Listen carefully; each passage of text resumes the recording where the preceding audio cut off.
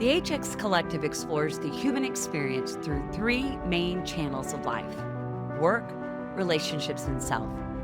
With raw, authentic conversations, the podcast investigates how challenges can become powerful teachers, leading to personal growth and deeper connections.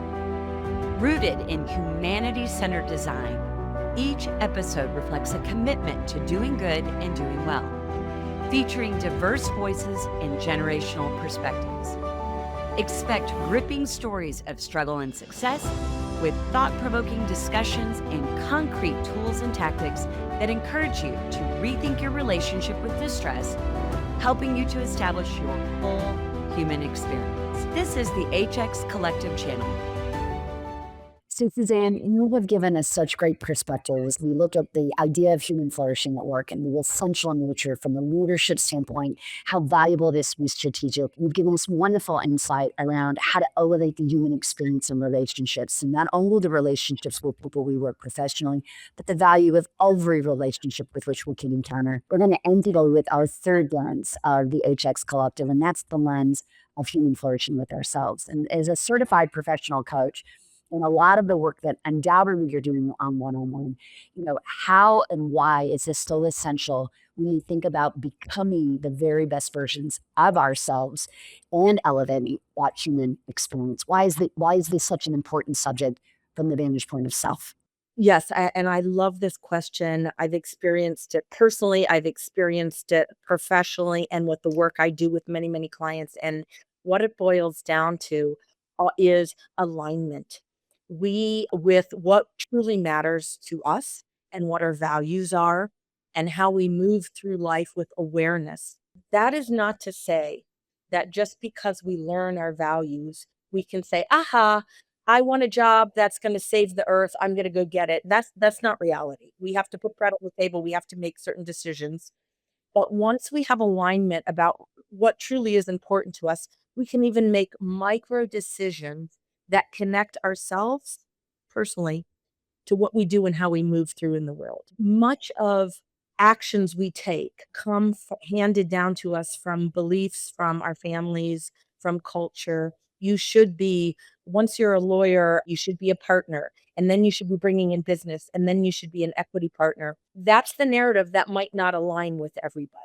And so and that's just one example, but using that example, allowing someone to say that either that is what I want or my values are taking me on a slightly different path. That's the aha moment where all of a sudden you feel grounded in who you are. And once you're grounded and have a bit of awareness of what your values compass is, you can make decisions by choice versus just default. And again, you might choose not to do anything because that is your situation, but you're doing it with awareness and saying, I can't move now, but in the future, I see where I want to go. At the risk of oversimplifying the nature of know self and to be aligned around values, when we think about people we've worked with, and as you watch clients that have come to you, and I would imagine most people are coming to work with a professional coach because there's something about where they are and where they want to go, and that they're seeking that third party advice to get them from where they are to where they want to go, that outside advice. When you think about people who seem to really respond well to coaching and ultimately demonstrate that they can actually achieve or experience those favorable outcomes, or that they're able to really become that next best version of themselves, what are some of the things that you coach to? And then what are some of the things that you see people who are really thriving? Like, what is it that they're adopting or doing? But first, what are you coaching people to pay attention to if they've got a goal in mind, like a career promotion, or if they want to change professions, or if they want to move in a different direction to have a different kind of impact or personal brand? Like, what are some of the things that you find yourself coaching against for human flourishing and self? Yes, I think the biggest friction point or conflict is that disassociation of who you really are and what you're doing. So you see a lot of dissatisfaction and unhappiness and burnout. Let's use an example of I don't find meaning in what I do. And so some of the tools we use, table stakes coaching skill is really open-ended questions to get to the core of who a person is. So every engagement starts the way I do it, and I think the way many coaches do it is really understanding who you are. And that can come out through a wide variety of coaching tools and exercises. The one that is so simple and has, I see so many aha moments, more aha moments than I expected from this exercise, is the values. Because people will say, I never took the time to really think about myself. I'm so busy doing X, Y, and Z, and you're asking me to reflect inward. So we look at the values that creates. I did it with one client, and she said, "Oh my gosh, now I understand why I feel friction at work, because everything that work is asking me to do at this moment is in direct conflict with values." So what do you do with that? You don't just say quit your job. You say, "All right, let's find," and each person is unique, but high level, let's find ways, whether it's professionally or personally, that you can attach more to your values to bring down the static and the noise that's causing dissonance in you. I heard Arthur Brooks, who's a professor at Harvard who talks about happiness, and I follow him a lot. He used the analogy sort of, and this is a great time to talk about it in the context of coaching, that we're sort of like a jade block. And rather than, adding more to this block, more achievements, more credentials, more money, and, money's great. Like, I'm not suggesting we shouldn't want it, but, more, more, more, more, more. What we really should be doing is carving the jade down to the essence. What doesn't matter to me anymore? What used to matter to me? Prestige, for example. Maybe all I cared about was prestige. Now it doesn't matter. So let's get down to the core of who I am.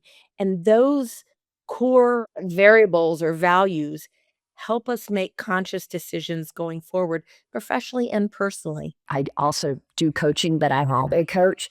And one of the things I appreciate so much about being coached is that realignment towards what's north, like what really, really matters. I'm also intuiting from what you were saying is it's one thing to know the values, but it's also know to what they look like in action.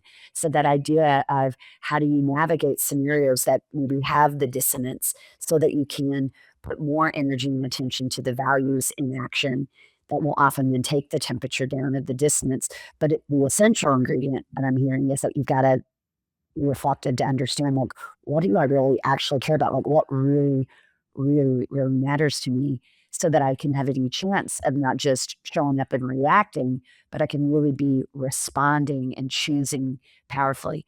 How would we sort of lean into that? The difference between being a reactive person and being a person who's in that responding and that place of self control, that place of clarity. I love that question because I get excited talking about this. It's the concept of awareness. Now, we talked about awareness a second ago in the context of understanding your values, but awareness in understanding what triggers you and pausing and asking yourself, it's not that easy, Deb, but this is how it goes. Asking yourself, is this how I want to react, or is there a more productive way to react? So it's the concept of the stimulus that exists in the world. So let's say an annoying email from somebody at work really steams you and you're ready to just fire off something rude back. When we're reactive, the email might create this thought of, "Oh my god, that person is being very, very difficult to work with," which creates this emotion of tenseness and anger, which can create the action of, "I'm gonna fire off that email," which might not really result in a very good outcome. If we pause and say, "I got that email, and that person was critical, but I'm gonna breathe for a second, and I'm gonna think, is there a way to respond, create the pause, that won't result in something that is a poor outcome? How might I make a micro shift?" That's the beauty of working with people in coaching, looking at default stress reactions, default reactions, helping them break it down, not erasing them because we've lived however many decades we have with certain thoughts, certain feelings, certain reactions, but just pressure testing it enough to say, if you move a little this way, might you get closer to what you're really looking for? A goal, or just peace, or less anger, or more community. And we could talk for hours about this. This is a fascinating thing that you've hit on. You just landed on something that I feel really needs to be stated explicitly. There's a lot to be said about the power of the pause And I think you just gave the whole value thesis for why having a professional coach can be so valuable. But coach creates the pause. It gives you the permission to hold enough space in order to choose the response that's going to create an outcome that's more conducive with your values and more conducive to a productive end, whatever that end may be. So I love that. That pause is so important. We have to dive deeper into that one. Yes, and I do agree with you. One of the valuable things about coaching that I felt as being coached and I see as a coach is that there's almost no or very few times in our lives where someone is coming to talk with us without distractions and without judgment, because I'm not your mom or your sister or your husband who, despite all of their wonderful intentions, has a life story with you. A coach is someone who says, I'm really focused on you. And whether you succeed or not, I'm here to help you, but I'm not going to feel less about you if you don't get that partnership. I wanna help you find what is impactful for you, and let's create a strategic plan.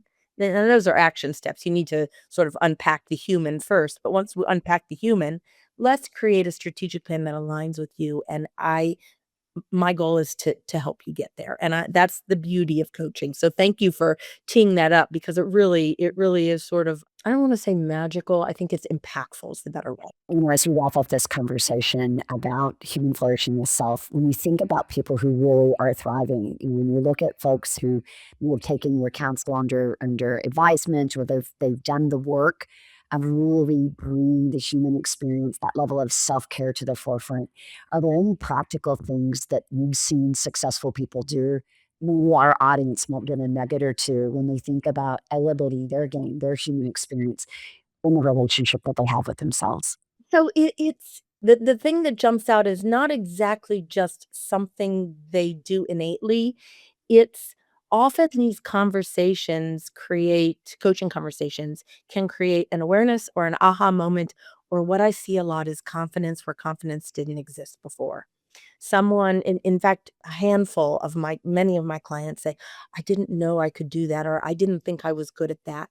And I'm not just blowing compliments. It is an objective lens of, you view yourself to do this, but let's look at everything you've done in the past, which can inform what you have the power to do in the future. And that aha moment allows people to now, sort of getting at your question, once they have a little bit of, oh, I am empowered to do XYZ, I can do this, you see it just spiral.